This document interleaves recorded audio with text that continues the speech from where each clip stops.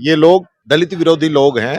2 साल में इस सरकार ने कुछ नहीं दिया है, छीनने का काम किया है। किरोड़ी लाल जी पकड़ते हैं, भजन लाल जी छोड़ देते हैं। एक को भी जेल हुई हो तो बता दो, क्योंकि यहाँ की जनता ने तो वोट दिए थे वसुंधरा जी को सीएम बनाने के लिए, और अब बन के आए हैं 2 साल बाद यहाँ पे भजन लाल जी और वसुंधरा एक सके दिखावे के लिए है। एक को मुंह इधर तो एक को इधर। मुख्यमंत्री खुद निर्णय नहीं ले सकता जब तक पर्ची नहीं आए, तो ये क्या के एमएलए इनके मंत्रियों के खिलाफ कोई बोल दे तो ये हड्डियां तोड़ देते हैं। ये हालत इनकी, ये कोई अपने खिलाफ तो सुनना ही नहीं चाहते। ना टॉर्चर ये बीजेपी के लोग करते हैं। अमीरों को जो है पूरी राजस्थान की जनता की जो कीमती जमीन है वो बांटी जा रही है। किरोड़ी जी की बात मुख्यमंत्री जी नहीं मान रहे हैं। भाया जी ने जो 10 साल में काम कराए, इतना काम कभी नहीं हुआ। अगर आप भी शिक्षा नगरी सीकर में आ रहे हैं और सोच रहे हैं अपना खुद का घर, फ्लैट, प्लॉट या कमर्शियल स्पेस लेने का, तो अब आपको कहीं और जाने की जरूरत नहीं। सीधा आइए SRBD लिमिटेड के पास, जो सीकर के सबसे अनुभवी बिल्डर हैं। सिर्फ 24 घंटे में आपको मिल सकता है आपका सपना घर, फ्लैट, प्लॉट या कमर्शियल स्पेस, वो भी बिना किसी झंझट के। साथ ही उपलब्ध है सभी बैंकों से फाइनेंस की सुविधा। तो अब सोचिए मत, अभी संपर्क करें। नमस्कार, राम रिपोर्टर दिलराज। अंता उपचुनाव नेता प्रतिपक्ष टीकाराम जी जूली है, जगह अंता की जनता के बीच का मायना आपकी पार्टी को प्रचार और प्रमोद जैन भाया के पक्ष का मायना जगह जगह जन संपर्क कर रहा है। टीकाराम जी कहीं लाग रहे है, जनता के बीच में जा रहा हो, एक माहौल अलग बन चुके है। जनता का मन है प्रमोद जैन भाया जी के लिए। भाया जी ने जो 10 साल में काम कराए, इतना काम कभी नहीं हुआ। पिछली सरकार की जो योजनाएं थी वो गरीबों के लिए थी। पेंशन 500 रुपए की, फिर 750 की, फिर 1000 की, फिर ऐसा कानून बनाया कि हर साल 15% बढ़ेगी। गरीबों को इलाज के लिए 25 लाख दिया। गरीब का बच्चा इंग्लिश मीडियम में पढ़ सके, Mahatma Gandhi English medium school लेके आए। 500 में सिलेंडर दिया, घर की बिजली फ्री की, स्कूलों के अंदर मिड डे मील दिया, गेहूं दिया गरीबों को। तो पूरा जो गरीबों का ध्यान रखने का काम हमारी सरकार ने किया। इन्होंने क्या किया? 2 साल से सिर्फ हमारी जो स्कीम थी अन्नपूर्णा किट, जिसमें दाल, तेल, मसाले मिल जाते थे, उसको बंद कर दिया। इंदिरा रसोई गरीब का खाना मिल जाता तो उसको बंद कर दिया। 25 लाख का इलाज मिल जाता था, उसको एकदम कमजोर कर दिया।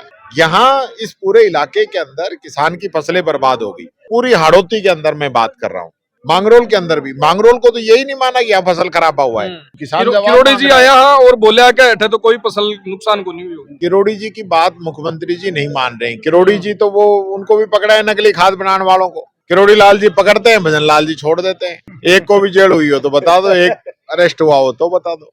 गरीब को हक खा रहा है कहीं लगे। आप बोलो कि 1000% गरीब का हक खाके और अमीरों के जेब भरने का काम किया जा रहा है। अमीरों को जो है पूरी राजस्थान की जनता की जो कीमती जमीन है वो बांटी जा रही है। कहीं लगे दलित समाज का जगह बड़ा बड़ा प्रत्याशी है, बन भी नेता है, जगह बन बुलाया जा रहा है। कहीं लगे विधानसभा को जगह उपचुनाव है, एक महीने वोट तोड़वा को काम उबा लाग रहा है कि अलग अलग बुला दलित आज सारा समझ रहा है। जब ये लोग बाबा साहब अम्बेडकर के बनाए हुए संविधान को खत्म करना चाहते हैं, तो दलितों के लिए तो इससे बढ़ के क्या हो सकता है। आज 5 साल में चुनाव होने चाहिए ना।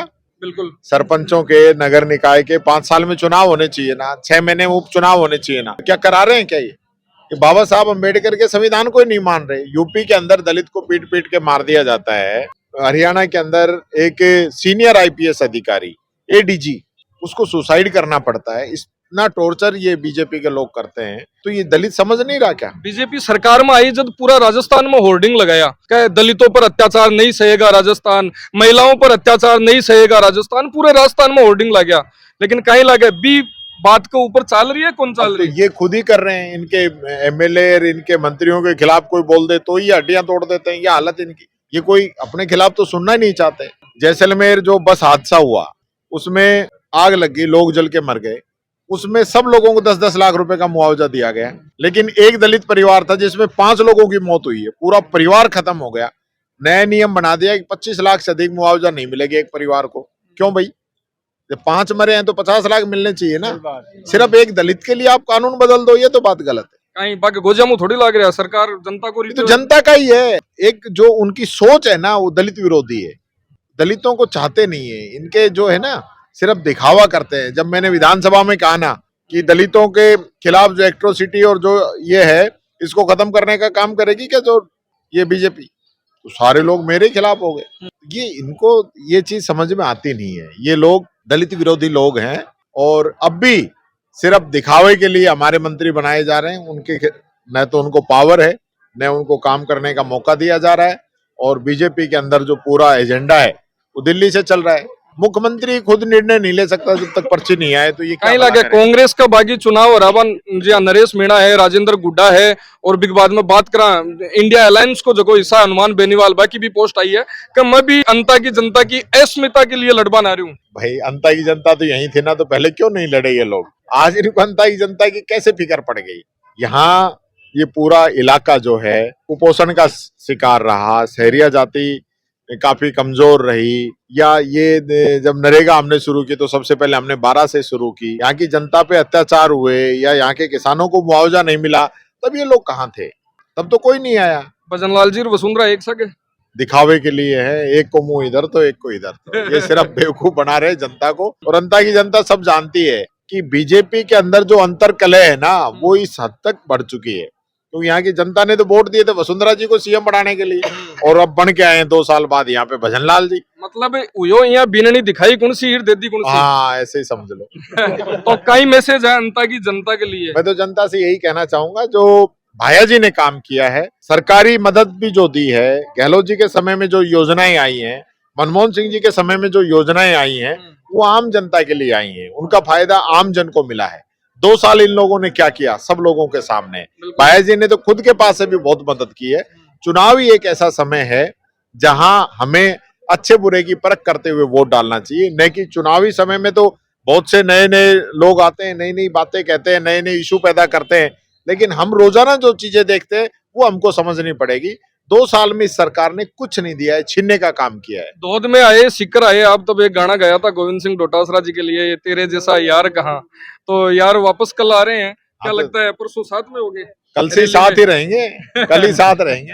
कल से साथ में। हाँ। अच्छा, एक डोटासरा जी के ऊपर क्वेश्चन, जो कहीं लगे कानून व्यवस्था चुनाव में बन रखी है क्या? क्योंकि काफिला रोक दे, बिग बाद में घंटा घंटा तक विरोध प्रदर्शन नारा लगा रहे हैं। ये गलत बात है। इसको न जनता पसंद करती, न कोई और पसंद करता। चुनाव में वोट मांगने का सबको अधिकार है, दादागिरी नहीं होती, ऐसे नहीं होता। सब लोग आएंगे, अपनी बात रखेंगे, जनता के बीच में जाएंगे, जनता सबका स्वागत करती है, मान सम्मान करती है, वोट तो अपने मन से ही देगी। तो इस प्रकार से रोकना गलत है। तो ये थे अपने साथ में नेता प्रतिपक्ष टीकाराम जी जूली, और सारी बात बताई कि अंता की जनता है जो को वो खूंटो गाड़ दियो, जखा की वजह भजन लाल जी और वसुंधरा ने एक जगह ला दिया है। धन्यवाद। राम राम साहब।